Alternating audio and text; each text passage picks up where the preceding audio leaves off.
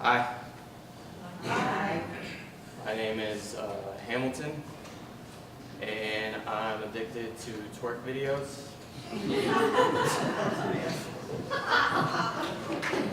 What can I say? I'm a booty man. Oh, I've been a booty fan ever since before twerk was a word, when Mr. Cow used to just holler, "Shake ass!" and Julie told him to back that thing up. Oh, ever since middle school music videos, it's been a hang up.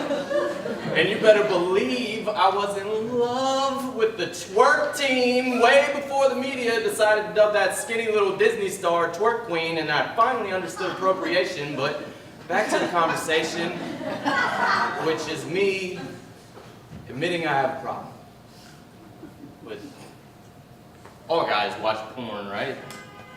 This is perfectly natural for me to sit in front of a computer for hours watching 3-minute clip after 3-minute clip, instant gratification of any and all fantasies with a simple click, easy as scratching an itch. So why don't I ever feel satisfied?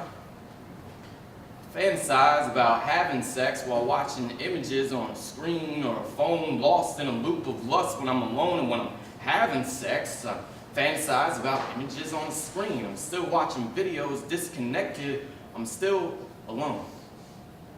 The problem is, images don't stop playing when I turn them off.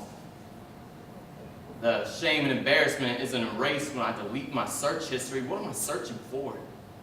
It's like, even when I get what I think I wanted, I can't mute the craving. More. Meanwhile, my body is being depleted. Meanwhile, my wrist is getting sore. Meanwhile, I feel ashamed because I've learned too much to ignore the fact that I'm simply wasting my creative force, life's source. And no, I don't believe what I grew up being taught, that sex is only for marriage or for making babies or for not anything else, a perversion, a big, angry, patriarchal father, God's intention. But I do want to bring to attention that our creativity is intrinsically linked to our sexuality. So whether invention or offspring, you can create anything.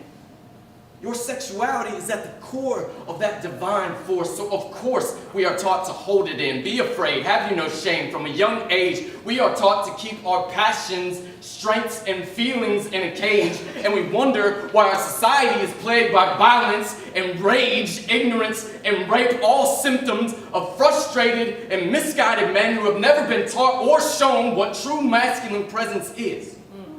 So worried about not being pussies, we act like dicks, too distracted, and the fact is that we have been made to believe that a pivotal part of our entire being is wrong, or gross, or a sin, and should be suppressed, while underneath the table a multi-billion-dollar industry spoon-feeds us a flood of sexual imagery almost entirely built around the degradation of women and the act of sex itself, transforming an expression of love into a self-serving sexual oinking, a compulsion that seemingly always ends with male ejaculation, and it makes me sick to see the complete lack of real education and know that kids today are learning about sex through porn and their peers who don't know shit instead of their elders because it's embarrassing to talk about.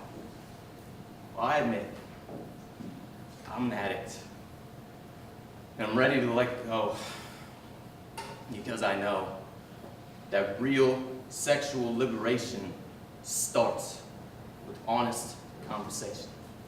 Hey.